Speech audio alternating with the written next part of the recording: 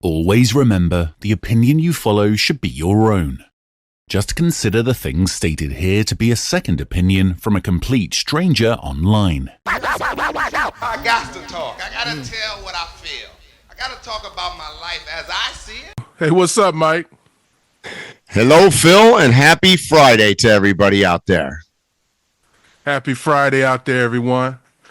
Mike, we're going to start right out with another game of hypotheticals. PHAROAH. I'm going to give you 4 people. Oh, boy. Okay. PHAROAH. You can be any Pharaoh. Any Pharaoh of Egypt. Yeah, any of these things you can be whoever. Okay. You'll be a Pharaoh, Roman Emperor, King of England, Emperor of China. Oh, gosh. Well. Pharaoh, Roman Emperor, King of England, Emperor of China. Well, so I'll give my rationale on this. Those 4 choices. I'm going to eliminate the Emperor of China largely because I'm least familiar with that.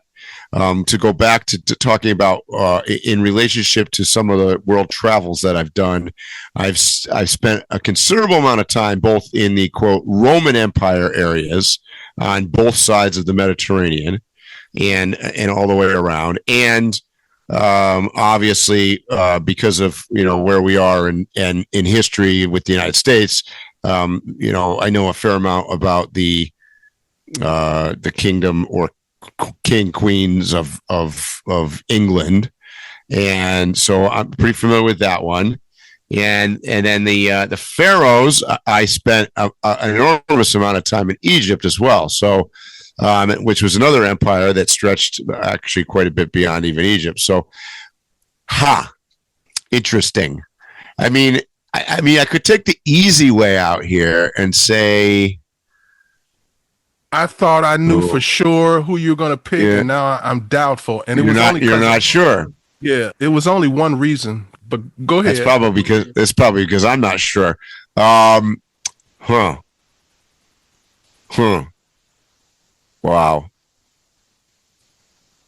Okay, so I'll give you mine and let you think about it for a while. Yeah. Let me hear yours. Okay, so the only reason why the Emperor of China is knocked out first is because of location.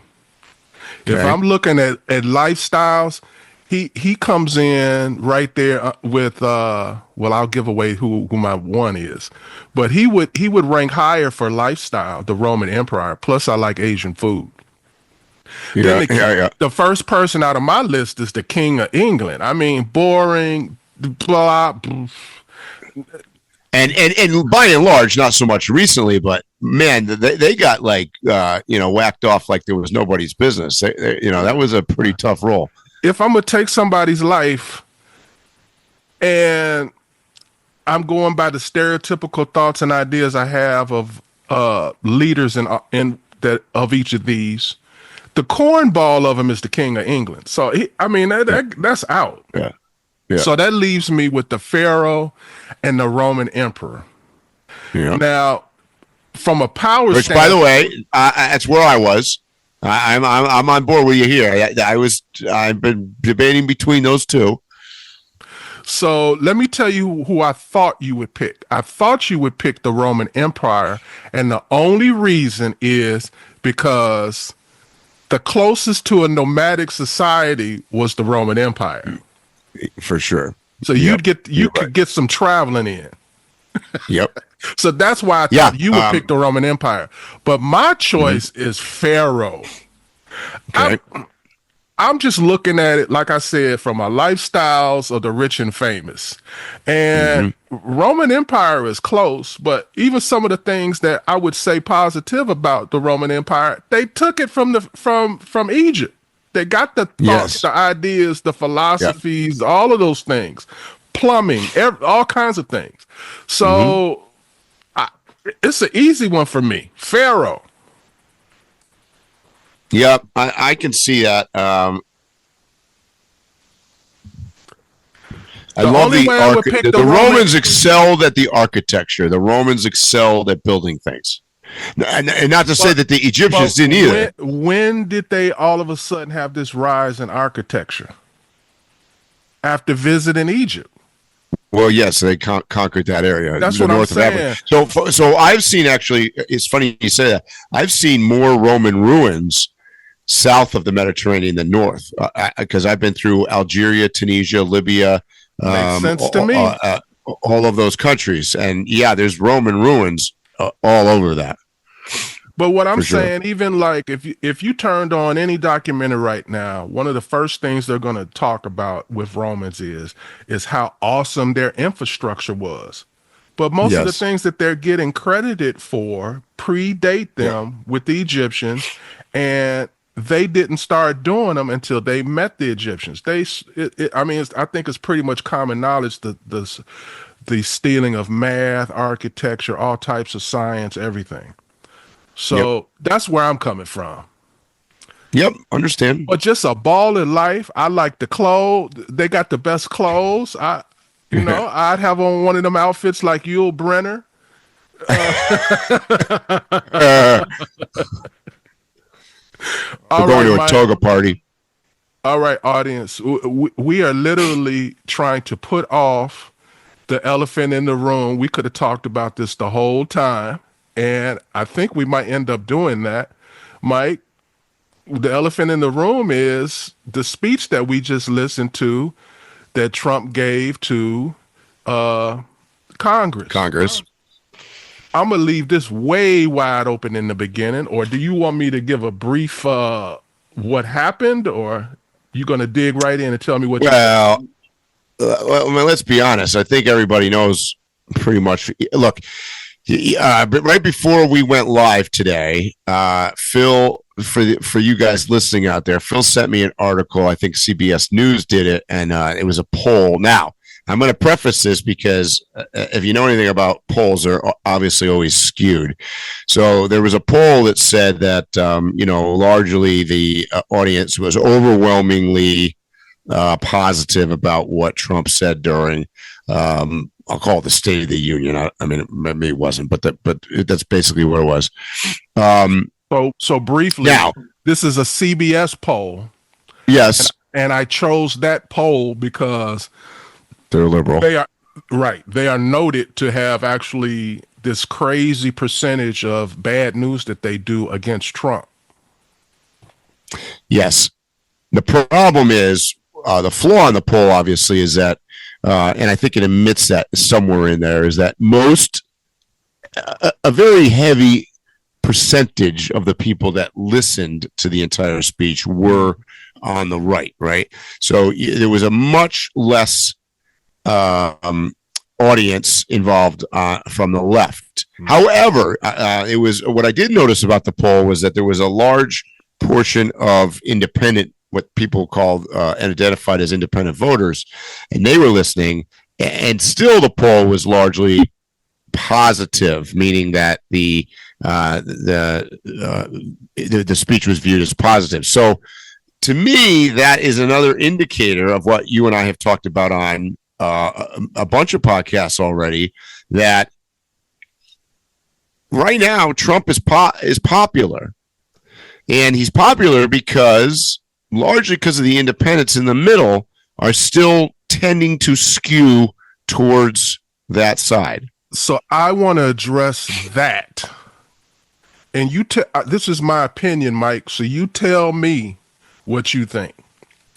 That I think it was 23% was independents on some of them. They're in the 20s, which is crazy. I believe it's just like what I thought before the election. There are a lot of people who are still not comfortable being on the phone, being in front of a camera with a mic in there and saying, I'm with Trump. Yeah. And yeah, so we saw that in his first term too. I mean, that's been a Trump but just think about, Mike, we've been during this time he's been running, we've been on the East Coast, we've been on the West Coast, we've been all over these United States, right? And we've talked to people who are Trumpers. but they were talking to us about it. Sure. But if you didn't know it, you might even actually think they were liberal. You know, some of them were even social media people. The whole way, their whole way they carry themselves, you would swear they were liberal. So my point is, I think that 20. I don't think there's ever 20% independent. No, ever. I don't think it ever. 10% is a lot. So I really think that that's all I think about it, bro. I just wanted to make that point that I think that that's inaccurate, but they can't figure that out through a poll because those people are just not going to, they're going to say, I'm an independent. Yeah. I agree with that. So I take the poll with a grain of salt a little bit. I gave it credibility because it was a CBS poll, which would generally skew the other way. And they basically were admitting, as many people in the media are coming around to admit that, and we've talked about this, the Democratic Party is a little bit in shambles. And you saw a lot of that, sadly, in this speech because, I think I've watched these things over the years with Obama and Clinton and Bush and Trump before. And I mean, you're always going to get, there's a lot of grandstanding, right? You're always going to get one side of the room cheering and the other side of the room sitting there. I mean, that's kind of normal to a point. But this was worse than I've ever seen from a standpoint of, I mean, for crying out loud, there were a couple times, like I can remember Obama doing it as an example, and the Republicans on the other side would not clap at anything Obama did until he brought up something like, here's a child that had cancer or whatever, blah blah blah blah blah, and then everybody joined, and that was a positive. There were certain things that were positive. The speech this week, I mean, Trump brought up a couple things that were like, I could not believe they didn't support the other side. Like, I couldn't believe it. So I want to make sure that we cover everything. So it looks like we're going to end up all over the place if we don't. Well, of course. So I mean, that's our trademark. He started the whole thing with, I noted some key words when he first started, and this was all within like 1 minute. America is back. Dawn of the golden age. Done more in 43 days than the previous did in 4 to 8 years. Just getting started. Was given a mandate. Won 7 swing states, popular vote, electoral vote. So he started out laying the groundwork for,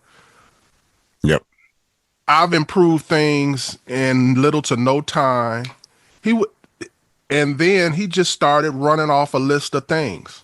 And then we got to the point where they were acting a fool, like you were saying. And the Speaker of the House gave him a warning.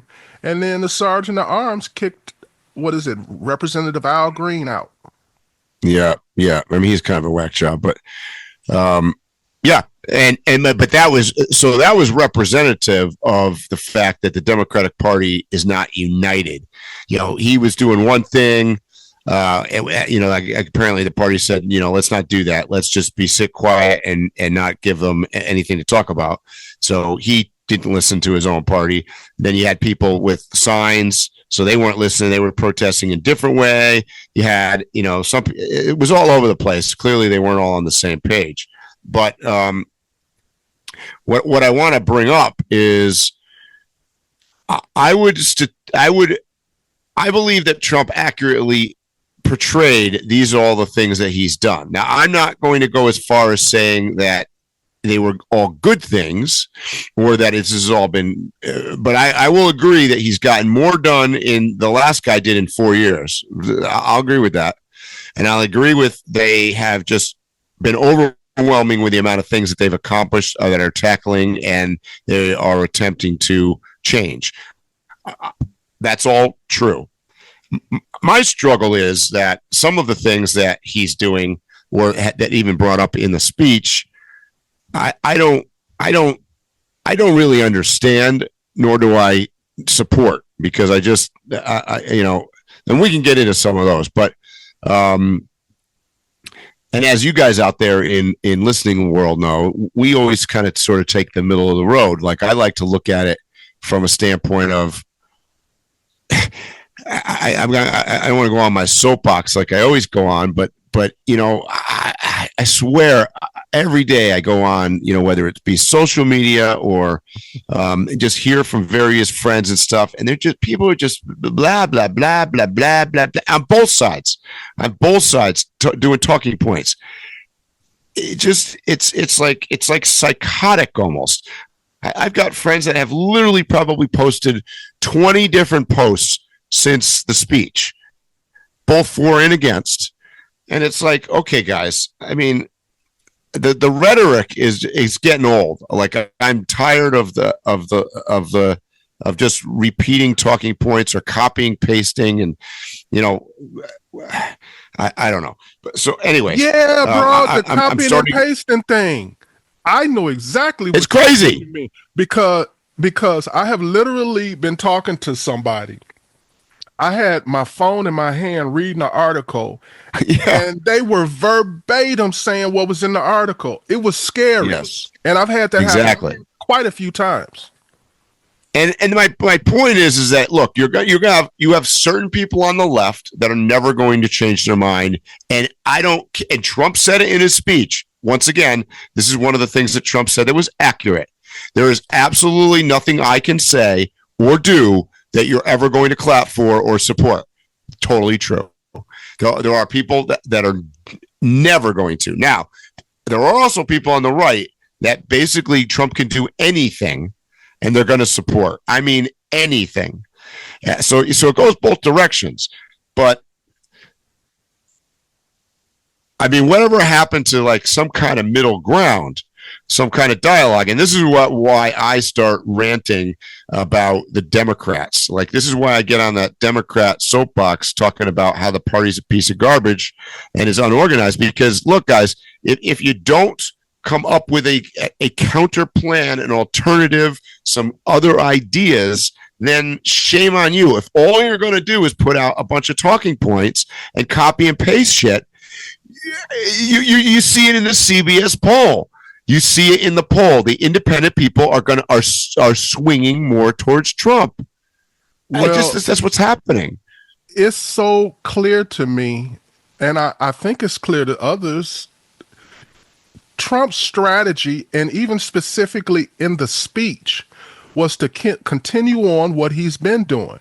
Trump has he continues with the strategy of making clear contrast of anything that's a 80-20 issue. He just picks 80-20 issues and picks the 80 and lets the Democrats do their thing. Right. And that's what so let's use as an example, there's now going to be two sexes, male and female. Boom. Now you've got 80% support on that using your example, Phil. And he just picks that. So then it bounces over to the other side. And what is their answer going to be to that? So obviously you've got a bunch of people that are very far leaning on the left, that are activists, that are, no, there's, 80 sexes and whatever. But the vast majority of the Democrats and the Democratic Party, I think, would agree in a private session behind closed doors that there's males and females. The problem is, because Trump picks these 80-20 things, they're going to go on the other side of that no matter what. He forces them into a loss. And because of that, with this speech, the speech was long, Mike. Oh gosh, it was one of the longest in history. I heard it was 2 hours. If you were to say what was the worst and the best thing about it, it would be the same thing, and it was the length of it. That was the strategy to literally. But damn it, it took 2 hours. It took 2+ hours to cover just the talking points of what his administration has tried to do in the first month and a half. That's a fact. So if you were rating Trump on a success scale based on how much stuff has happened, he's a wild success. I'm not suggesting that this has got nothing to do with whether you support it or not, but that's a fact. He's doing what he said he was going to do. There is no precedent or president for what he has done. There has never been any president in the United States who has ever gotten so many things done in this amount of time. And I'm including world wars. Yep. So here's my problem. So let me give you the other side for a second. Oh, I got a lot of that. Me too. Because he brought up a bunch of things. So I'm going to give you my hot button issues. The tariff thing, I don't know how else to say it. In my opinion, is fucking ridiculous. Particularly because even he is just like back and forth. I'm getting whiplash with we're gonna tariff Canada and Mexico. No, we're not. We're gonna delay it a month. Oh no, it's on again. Nope, we're delaying it a month. Like I'm not even sure what the game is with this. But I got to tell you, annoying. I do not in any way, shape, or form think that that's a good idea. This is just my opinion. These are two of our three biggest trade partners who happen to also be our neighbors, who also happen to be growth markets. Tariffing those two makes no sense. And furthermore, to say that it's because of fentanyl, sorry, I'm not buying any part of that. I think that's complete and total bullshit. Total bullshit. So that thing's got me riled up and annoyed. I've got more, but I'll leave it. What do you think of that? I agree as stated. I have nothing to add to that. I agree. The tariffs, I'm giving you a feeling, not a thought. I feel like Trump is trying to do some things to give a lasting image to his presidency. But I also think the other half of the things that he's doing is he's trying to settle every score with every person, every country, every immediately. And that's what the tariffs were about. He did not like that once he was out of office, how some of these leaders, the day they left notes and they made proclamations where they professionally dissed Donald Trump on the way out the door, not thinking he'd ever return. So that's a lot of what's going on too. Yeah, it's also that he has in his brain that he's playing this is a Trumpism. He plays this game of threats, and he's hoping that he's going to get some kind of negotiation out of them, which by and large, I will say is working. However, there's too much collateral damage involved in it. So he is getting Canada and Mexico to basically kneel down before America because they're both doing it. They're nervous as shit. They're doing it, but if you're keeping up with all the news, the international news, Mike, Mexico, Canada, Zelensky, Ukraine, are all having meetings and conversations with other countries. So it's like, let me appease the bully until I can find another bully. And this is my point. So the world is a one global economy, okay? And in order for us as America to excel, we have to have partners. So you can't be 100% isolationist. So in my opinion, it would make the most sense to try to cut the cord more and more from China and some of the Asian countries and bring it. If I had to choose, I would rather be partners with Mexico and Canada in our hemisphere and potentially some of the other Central American countries. I think that's advantageous. So the problem is like doing tariffs on them is counterproductive to that, right? And you can't, and like you said, Phil, at some point, they're all going to join together on their own team, and then we're SOL because we're not going to excel by ourselves. You have to trade with some. Look, putting a tariff on something that we don't make doesn't make any sense. Like, yes, if there's two objects and one is made in America and one is made in China, and we put a tariff on the Chinese one to try to increase sales on the one in America, that makes some amount of sense to me.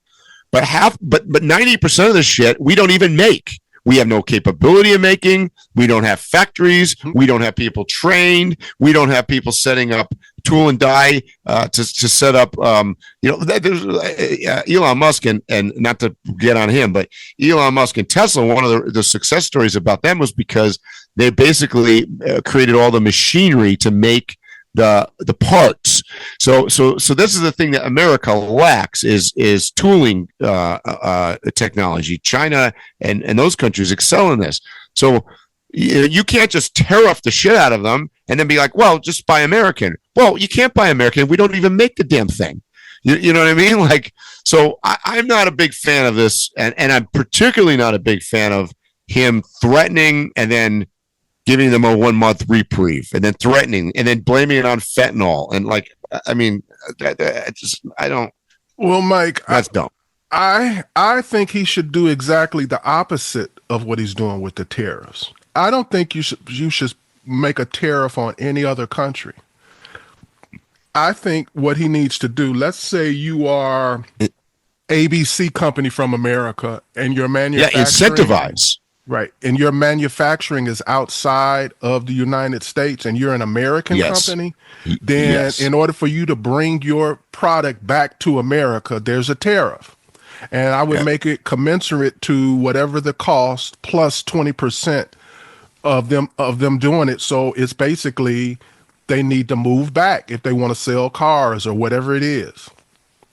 Yeah, I mean, I'm more a fan of incentivizing than penalizing. So I think if you were to set up some attractive reason, the difference is, I mean, there is a difference because all this really centers around taxes, right? So if you give them tax benefits or tax waive taxes in order for them to build a factory, you know what I'm saying? See, I had that built into my comment. I felt like that was just an assumption. See, he's doing it the opposite way. Basically, he's like, I just that's why I don't support it. I don't see that being successful. And it's hurt the stock market. It has hurt it has hurt consumer confidence. It's going to drive up inflation. It's going to drive up your price of eggs further than it is already. And to me, this is where Donald Trump has a weakness, because if he keeps pushing this shit, at the end of the day, he will lose support over time when people feel it at home. That's his weakness. So if I was him, that's not where I would, some of the other stuff that he's talking about, great. That is no bueno. My second thing that I'm really pissy about, I personally think the Ukraine thing is stupid, and I'm going to tell you why. The Ukraine war with Russia, aka really it was America fighting Russia through proxy, was the best thing that has ever happened to the United States military, and it was the best thing in all the history of basically the Cold War. We decimated Russia over the last whatever amount of time they've been fighting by basically using Ukraine to do it. So there's a part of me that thinks that the Democrats on this are kind of right, and maybe they're not right for the right reason. But largely they almost don't want to end the war. And to be truthful, the best thing for America, I hate to say this out loud, would be not to have the war end. Because the longer the war goes on, the weaker Russia gets. They just get piled. They're getting pounded and pounded. We just it's cheap, Phil, for us to send used airplanes and used tanks and used a bunch of shit that we're not going to use anyways. It also, by the way, what happened during World War? I mean, our economy boomed because we're building more and more weapons. We're manufacturing. That's one thing that America does make. So, if we're building that stuff and selling it to Ukraine, what are we doing? We're fighting a war with Russia without having to fight it. So I don't, trying to end the war immediately and giving up territory and or policy to the Russians, that doesn't make sense to me for not for the United States. Makes no sense at all. I don't really know where that goes. I mean, he can say all he wants, and I don't buy this. This is another thing. This is another Trumpism I don't buy at all. He could say, well, we're trying to save lives. That's a crock of shit. I mean, I don't really believe that from just about any politician, but I sure as shit don't really believe it from Trump. Amen. Any politician. Right? But in general, I agree with your premise. But the way the world works right now, we have put ourselves in a bind prior to this. China pretty much owns Africa. Yep. Most of the minerals, most of the things that we need to stay a power, we don't control. We need a country where we control their minerals. We need them. Yeah. We need them to be a powerful army. We need them to be powerful in technology and industry. We need them. We need it as a pawn in negotiations for other things. Yep. I understand that. And what has happened is we have had small little wins, like with the Arabs and with little small countries with little small pockets of oil or whatever we need. Yep. We don't have any place that's really just rich with it that we could 50 years from now still be digging up minerals. So I think that we need Ukraine far more than we let on. And I'm glad we're and Russia, by the way. It's not just Ukraine. Russia has a massive amounts of resources too. And that's what I'm getting to, is that's all this war is about between Russia and Ukraine. Putin don't care about nothing else that he may say he's fighting this war for other than resources. There's a finite of resources. A lot of it is already owned and warred over. This is one of the last pieces that you can negotiate or fight for. And we need it, especially with a country and surrounding countries, contiguous countries, Mexico and Canada, who all seem to have the same idea of not using our own resources, not drilling, not whatever. So we got to get it from somewhere. Yeah. Yes, I understand. I agree. So you are correct. We've backed ourselves into, we've allowed through weak administrations, China to infiltrate slowly into, like, as you mentioned, into Africa, into South America, Central America to some extent. Because China has a policy where they just basically throw money at something and sign a deal. I mean, that's what they're doing. Angola is a good example in Africa. They went in, they look, we'll build you roads, we'll do this, we'll do that. But then we want rights to minerals, we want rights to oil, we want rights to whatever. And China's effectively been able to do that. So, but what they've done is basically put countries in debt to them. And, I mean, and on the other side, that is one of the things that Trump is, I think, right about, and is that he's frustrated because America gives a lot of money out to a lot of different countries and then doesn't ask for it back. And that's the complete opposite of, say, China. China's demanding stuff back. They're making trades. We're like, here's a couple $1 billion and, have fun with that. So there's some frustration. I get it. I get it. America has, in my opinion, I that's the part of the Trump part that I agree with. I think we've been far too generous. And you see that in some of it. By the way, I did some fact checking, not to get down a rabbit hole, but on some of the things that because he spent a considerable amount of his speech on the Doge thing, and and this is where it goes. This is actually the part at which I see my friends posting on Facebook. Are you going to get into the Social Security numbers? Well, no, not yet. But I see people posting, their talking points and what he said that was a lie.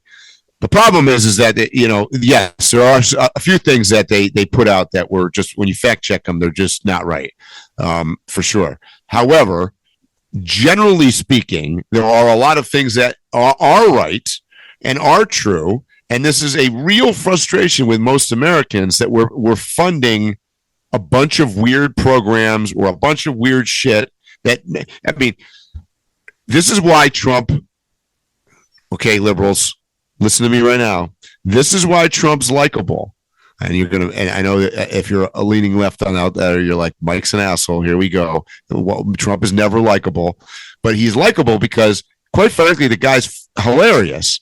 When he's reading off those Doge things, it was almost a comedy skit for a little while there. He's like, and nobody even knows what that means.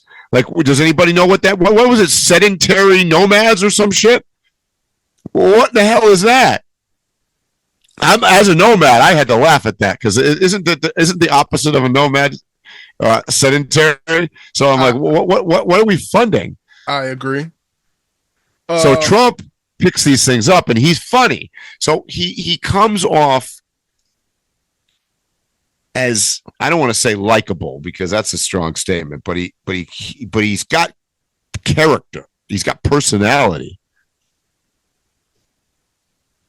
As opposed to, I just keep going back to Biden. Like we sat here with somebody that couldn't even have expression on his face. So the contrast there, this is why I keep harping. This is why Trump is popular. Okay, so let's get into the guests and the guest introductions. Yep. And what I want to briefly say about that is I have three things. One, that has been a strategy since like all of them been doing that since the 80s. It is a new thing in one sense, but it's an old thing in another. But they've all done it in our lifetime. That's all that's important. So I don't have a problem with that, but it's getting a little too mushy. Yep. So that's my first point. Yep. With that said, this goes back to people think that he was all over the place, but this was a very strategic speech. What I started in the beginning. Every single person that he introduced was also connected to an 80-20 issue. Yep. And it made the Democrats look visually like a piece of boop. Yep. For not standing up. Yep. Yeah. I call that was my point. I call this the Make-A-Wish theory. Yes. And I'm using this because I have had interactions with the Make-A-Wish Foundation 3 times. And you want me to tell you why the Make-A-Wish Foundation is so successful versus other charities? It's very easy for them to get yeses. So let's say you had a son, Mike, and your son had cancer and they came to him, and I'm not going by what I think. I know how the process goes. They literally have almost like a counselor that works with you and tells you, no, don't hold back on what your wish is. Whatever your wish is, we're going to try and make it possible. then they are able to go to people and say, hey, he always wanted to meet you. And half the time they're like, oh, okay, fine. And then they're like, well, he doesn't just have to meet me. He can come to the game and we'll do this. And, I'm with Nike and I'm sure I can talk. People generally, that's like the common denominator amongst humanity is exactly the infirmed child. Yep. Gets anything they want. We hold back all feelings and all emotions, and we curtail them and we shape them for the happiness of the child. Yes. They broke a very basic, general, moral, and ethical thing by what they did. Specifically, I'm referring to, and they did it more than once, but the one that was the tearjerker that hit me emotionally was the cancer guy, the DJ. Yeah. They call him DJ. DJ. Yep. I'm never excited about a kid that's excited to go to war or law enforcement, but I get it. I was a kid. I know the thought process. Mm-hmm. Yep. And so that's the only thing that I could see a person having some kind of issue with, but you go to the Make-A-Wish rule. Well, I feel this way. I don't want him to be part of this or this, that, and the other, but he's dying. What the fuck? Right. Well, that's the part. It just goes back to who the shit is running that party. They make just horrible decisions. And to all my friends out there that are Democrat leaning left people, you got to do better. You got to do better. Otherwise, you're looking at another term for Trump or somebody like Trump, or this is going to go on forever because you guys are on the 20%. You're on the 20% wagon. Bro, I have, I always tell you I used to play ball. I was pretty good at it. I remember one of the places that I used to go play ball this is where the ballers used to go on Lakeshore Drive, right? And in Chicago, some of the guys, actually a lot of the guys who are really good basketball players in Chicago are related to a gang or they're a drug dealer. This is just a fact. And so they may have issues with each other, right? Yep. That go beyond basketball and rivalry. And I have literally seen where a big time gang member is at the basketball court and everybody knows that this other guy is after him, right? But he's there with his son. And I've literally seen, I'm telling you, was something that's actually happened. They ended up playing on the same team, winning like 6 games in a row and smoking weed on the sideline after. And they still had the same beef. And they actually fought it out. But they didn't do it that day when the son was there. Well, it's the same. It's mob mentality, right? It's the same as that's why I kind of picked something that. Yeah. Yeah, I agree. Yeah. It's just like I picked drug dealers and stuff like that to make the point that it's kind of like a universal thing. Oh no, that's the kid. Exactly. Don't do it in front of the kid. Right. That's what mortified me, to be honest, and I'm a little surprised there hasn't been more discussion about it. And just think about it. If they had got up and clapped, there would be nothing to talk about. Nothing to talk about. And they could have gotten away. And that doesn't mean they support Trump. Right. But what I'm saying is they could have got away with clap for that one. Don't clap for none of the other stuff. Exactly. Oh, my God. You would have made your point. And them signs, they look like children. They look like children. And to be honest with you, that was Trump's. He was on. That was his best speech that he's done. Best State of the Union speech he's done. They are falling into the trap. They're digging the trap themselves and then jumping in afterwards and then putting the dirt on top of themselves. It's crazy. As I said, they lost. Trump didn't win the election. They lost it. with the signs and everything, a liberal person who is still liberal told me that he was disappointed, and I'm going to use what he said. He said, it reminded me when I was in school, in college, and walking through the campus, you'd have all of these weirdos and freaks fighting for different things, and they'd have their little signs. That's what they looked like.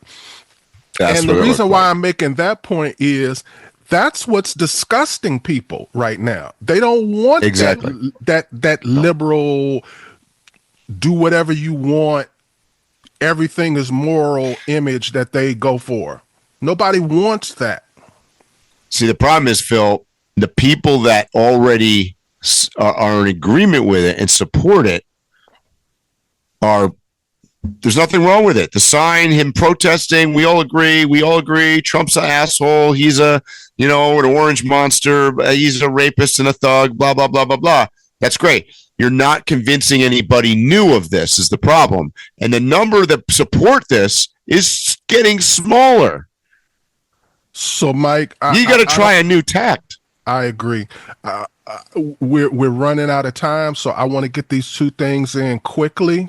Good. Because it was about the only substance, in my opinion, in the whole thing, in my opinion, is that he made it clear that he wants Greenland, quote, one way or another. It's different to have said that in other scenarios, but this was the address. So it takes on a complete different meaning when he says the statement one way. Well, because remember, he's addressing the Congress. So what he's asking effectively is to ask them to get on board with it and vote on it. Yeah.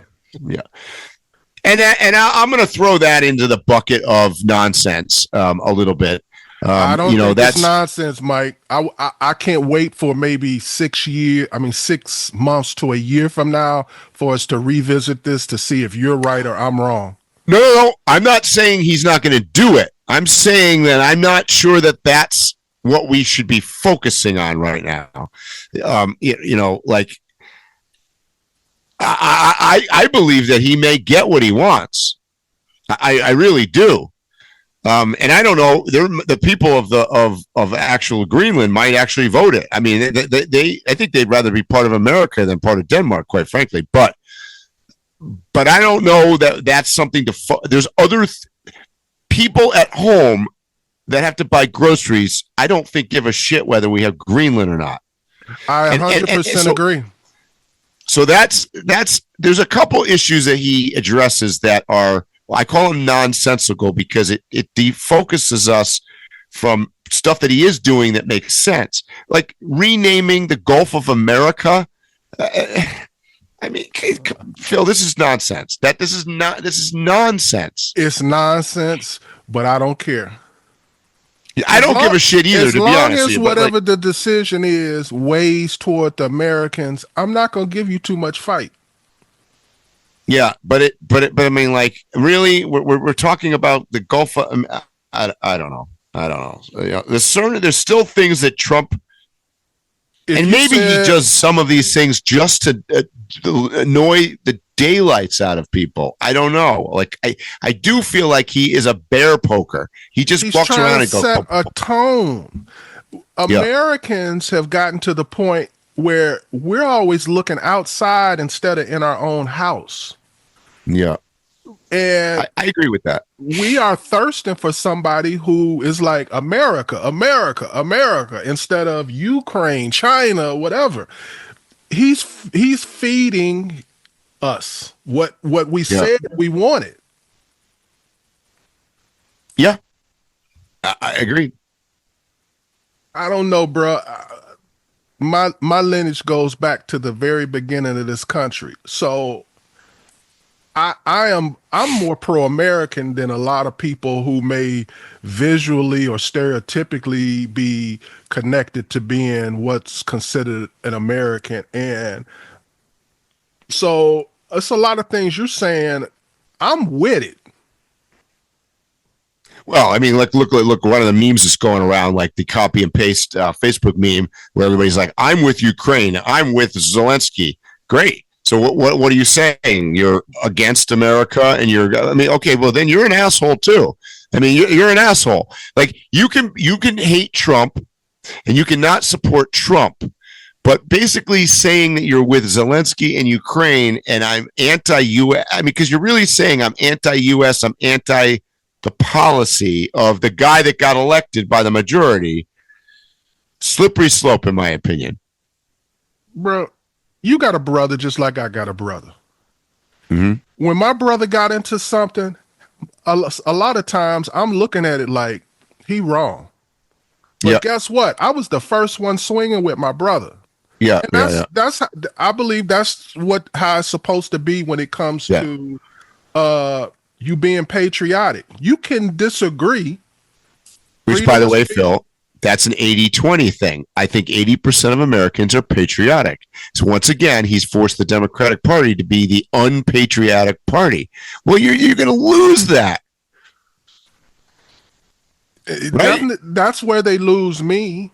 I mean, look at, not to bring up another topic, but like, look at Kennedy and he said it in his speech. He's like, hey, I'm a little surprised. There's nobody going to clap over here. This is he was poking the bear for sure, but he's like, we got a Kennedy here. You guys must know who Kennedy is. And here's a guy that is a bunch of his policies. Maybe there are some of them that are obscure and controversial, but there's a bunch of them that are not, which, by the way, Michelle Obama had put in. Yeah, I mean, and they were all for it when Michelle Obama said it, but now he says exactly the same thing. I'm going to take the red dye out of the Fruit Loops. I don't like this guy. But here's the thing: he didn't say none of that in the thing. When he introduced Kennedy, the only issue that he brought up was autism. Yeah, and how it had went to like a few out of every 100 to like 60 or some crazy number. Yep. He said that his whole job was to analyze the uptick in autism. What is there to not clap about on that? He's going to he didn't go into anything like I could see maybe if he talked about vaccines or something where there's people. He didn't. He talked about something where that should have been 100%. Like, okay, he's going to look into autism. Yep. Nope. And Mike, because Trump said no matter what he does, what his administration or what he says, it's automatically no clapping, no support. He's a rapist thug. Yeah, whoever their strategists are horrendous. Because even like I remember they cried for years leading up to his election about he would start World War III, and now they're crying because he's talking about stopping it from happening. I know. Pocahontas clapping for more war. That they should play that. They should over and over. Can you imagine? I mean, he's successfully befuddled and fucked up the Democratic Party so bad that they are now in support of war. Right. Who would have called that? He's playing them like a fiddle, bro. I know. I get it. It's crazy. Mike, is there anything else you want to say? I'm sure there is, and we'll do it next week. That we done ran out of time, people. We always do. I have like about 10 bullet points that I never addressed. Yep. All right, guys, you know what I'm going to say. Stay safe, tread lightly, and hopefully we'll see you here or on the trail soon. You have been listening to Waypoint Overland's Random Waypoints. Like, subscribe, and stay tuned for more.